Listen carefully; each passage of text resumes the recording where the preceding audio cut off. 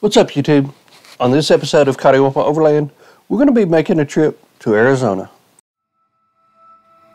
We don't need a destination, let's go where the river's taking us.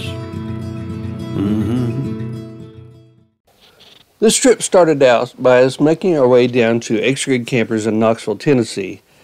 TNT Overland had put together a training day for overlanding and off-road, and we were invited to participate.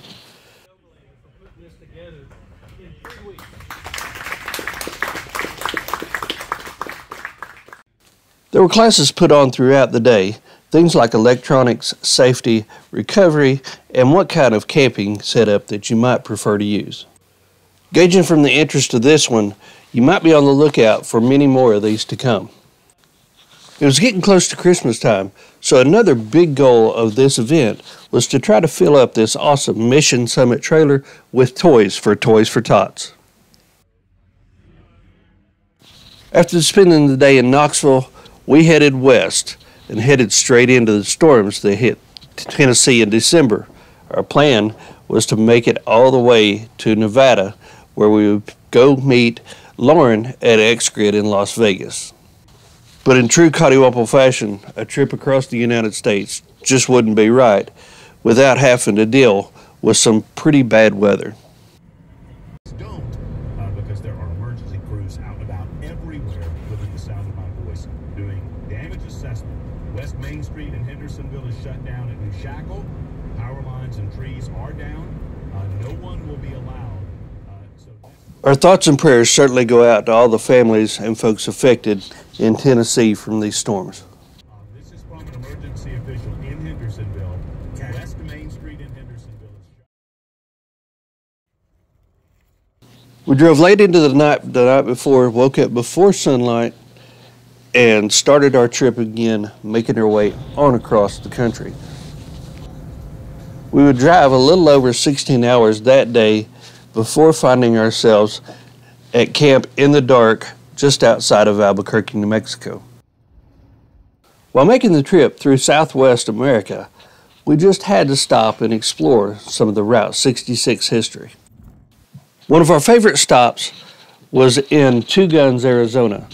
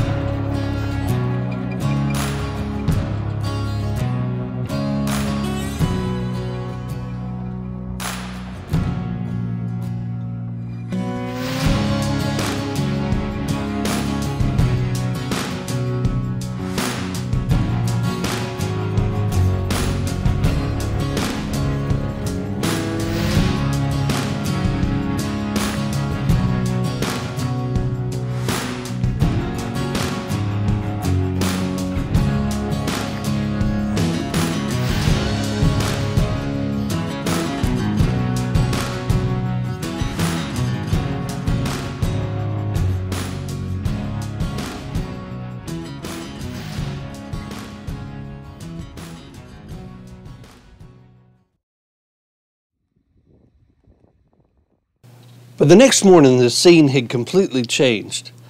Not only had the scene changed, but so did our trailer. We were now on the banks of Lake Mead. We had already made it to XGRID in Las Vegas and traded in the Track Tvan for the Odyssey from AOR. The Odyssey is quite a bit bigger than any of the adventure trailers that we have pulled in the past, but the inside, the amenities that it comes with is going to be certainly welcomed in the cold weather. It's a hybrid unit, meaning that it has hard walls, but it has a full pop-up shell to extend the height. The Odyssey is really easy to close up, and in just a few short minutes, we were ready to hit the trail and get on with the day's adventure.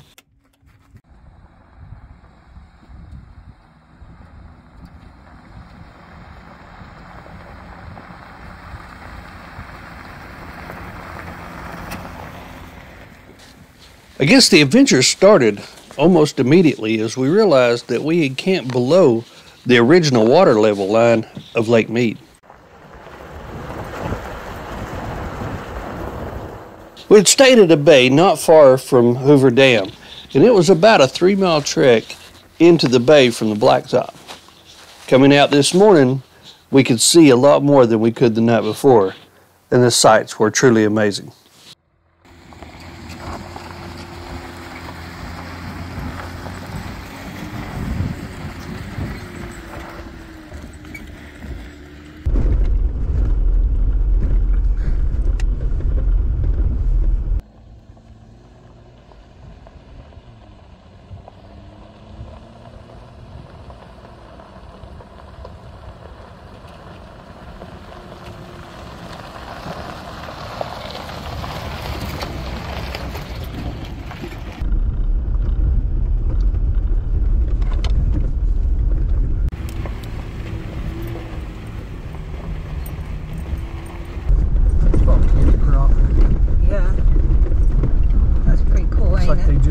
Mountains just exploded.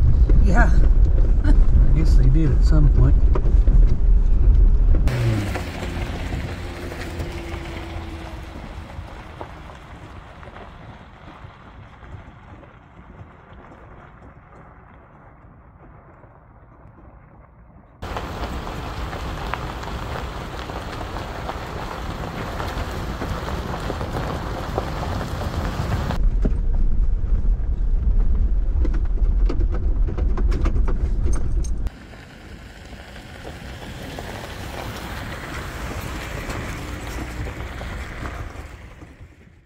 We made it back to Blacktop, not far from the Hoover Dam, and headed south. The plan was to make our way down to the area around Phoenix and try to find some of the saguaro cactuses.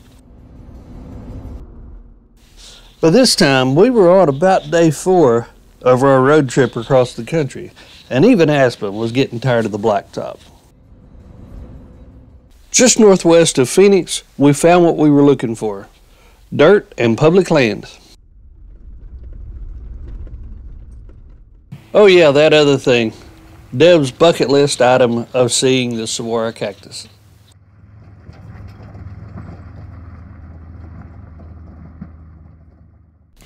We actually got to see way more than one. There were hundreds and hundreds of the saguaro cacti around this area. And that is just a few of the 2.5 million that live throughout the Sonoran Desert in the United States and Mexico. We'll come back to that number of 2.5 million a little bit later in the story. Now, we've seen a lot of cactus throughout our travels, but nothing compares to the saguaros. We had made our way into the Four Peaks area of the Tonto National Forest.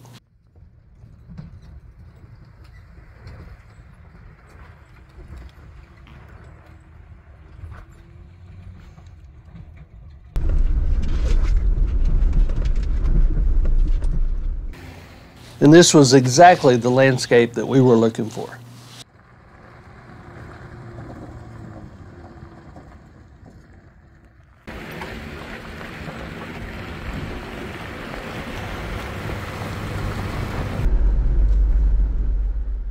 We climbed higher on the mountain, and as we did, the sun started setting lower on the horizon. We knew that we wanted to find camp before dark today because we hadn't been able to do it so far at all on this trip, and we wanted to be able to watch the sunset over the Phoenix area.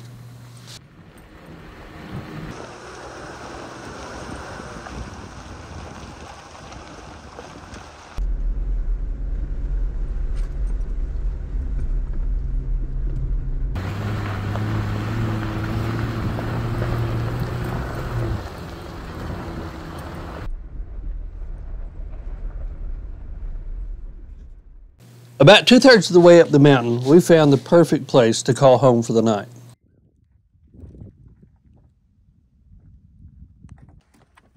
We quickly and easily popped the top on the Odyssey, and camp was set up.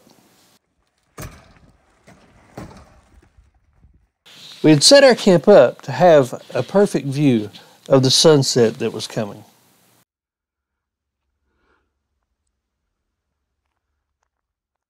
We could already tell that it was going to be one for the memory books for sure. Look, way over there you can see like a car coming or something. Did you see it? You can see like the glass.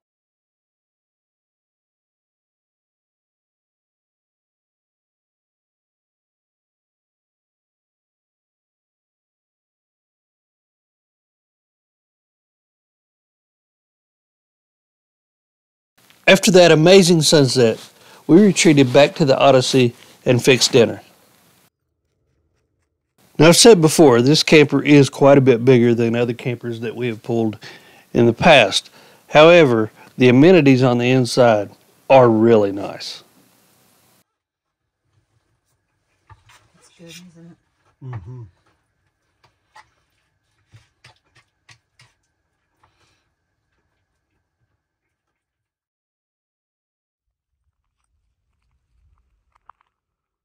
The next morning, the sunrise was almost as beautiful as the sunset. We took advantage of the inside kitchen again before we packed up and got moving on the trail.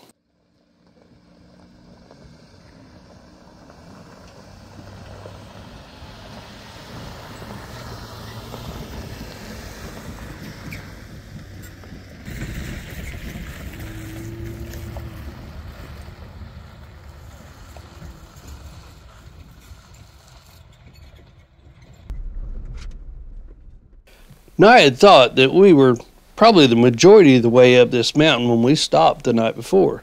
However, the climb had really just begun.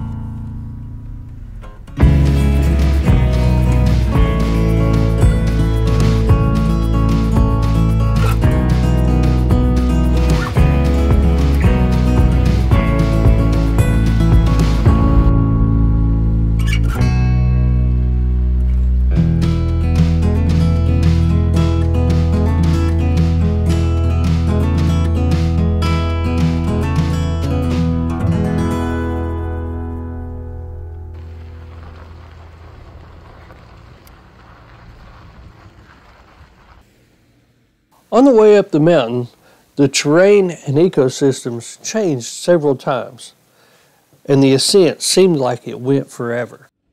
Not that we were trying to rush things at all. We were really enjoying all of the different layers as we made the different turns.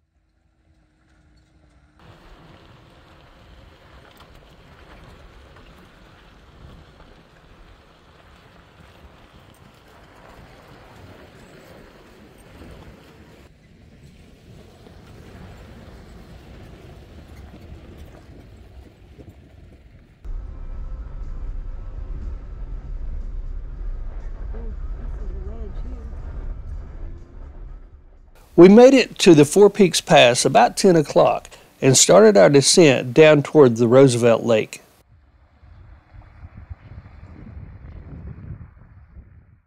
This side of the mountain was going to be just as beautiful as the previous.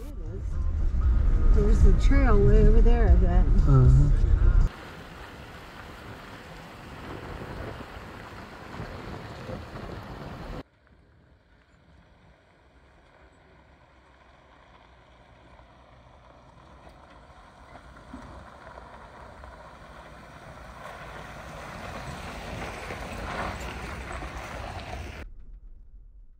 Most of the way down this side of the mountain, you can see the Roosevelt Lake off into the distance.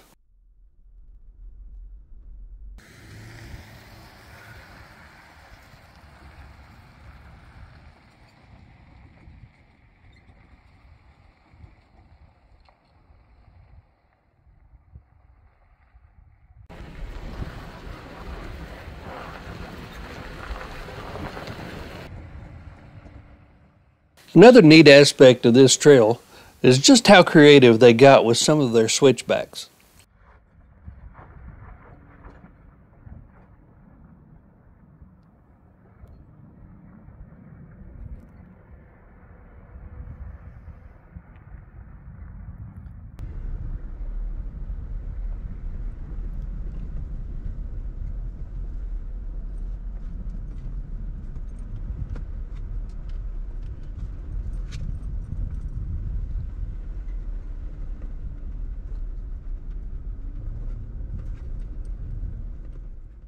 If you were in a shorter wheelbase vehicle, making that turn there wouldn't be any problem at all.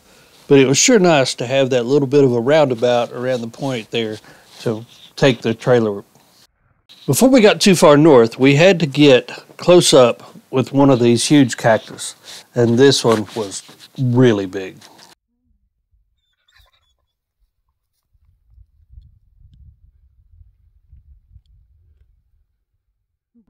Next, we were on the road beside the oldest artificial reservoir in the state of Arizona.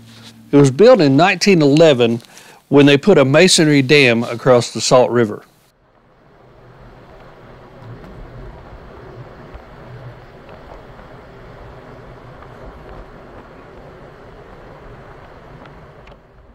In addition to being a water source for Phoenix, it also has some really great fishing, boating, and you can actually camp right on the edge of the lake here.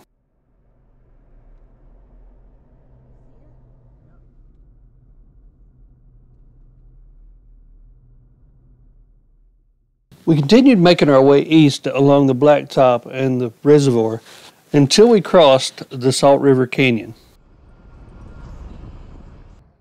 From this point, we would change our direction of travel from east to north, heading towards the Mogollon Rim.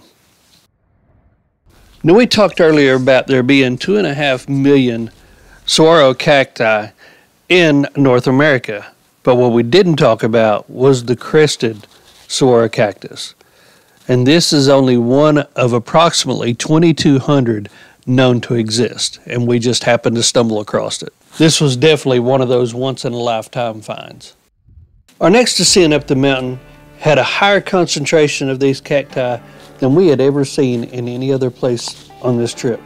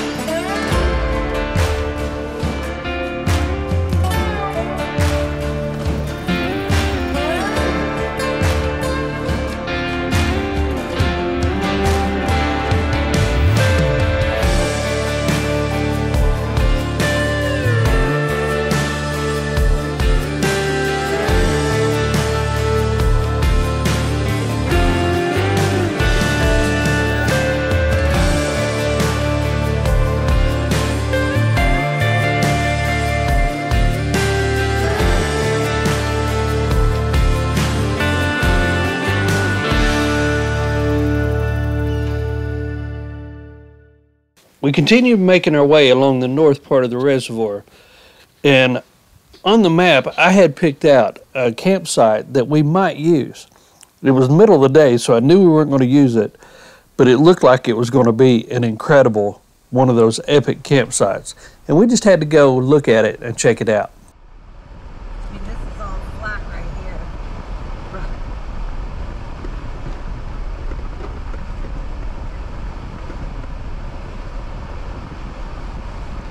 That's fun. It was truly an epic campsite, one of the best that we had ever found. And you'll be able to find this on the GPX file for this trip if you're a Patreon member.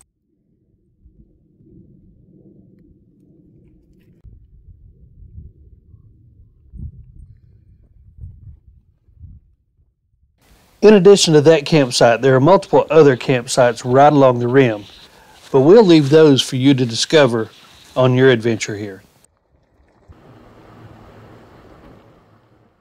After leaving that camp area, we continued along the Globe Young Highway, making our way closer and closer towards the Mogollon Rim.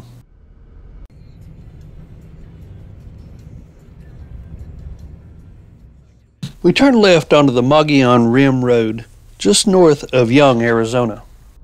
This time we were about 50 miles northeast of where we had started the day, and we were also nearly 5,000 feet in elevation higher. Really couldn't tell by the mileage, but we could definitely tell by the elevation that it was much colder up here and the wind was a lot more blusterous. This morning we had started out with temperatures in the mid-50s, but now it was later in the day and the temperatures were still only in the low 30s. The view from the rim up here on the east end, when you can see it, is really beautiful. And the wind is absolutely crazy. You can see all of these birds here just riding the wind. It was a constant updraft coming out of the canyon.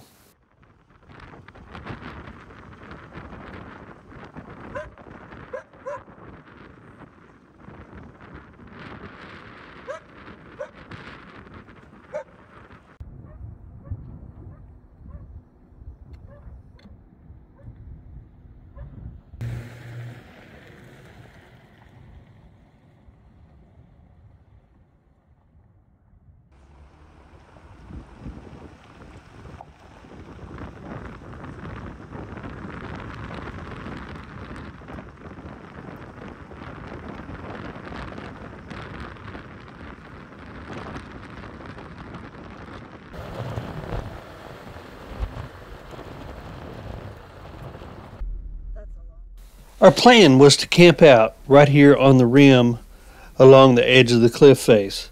We looked for a really good site. We found a perfect one, but when we got out, we realized that it was just way too windy and way too cold for what we wanted to do. So it was time to do Plan B. However, we didn't have a Plan B, so we decided just to start driving back up north and figure it out. One of the other cool things that we got to see on the rim here was we did get to see a couple elk off into the distance.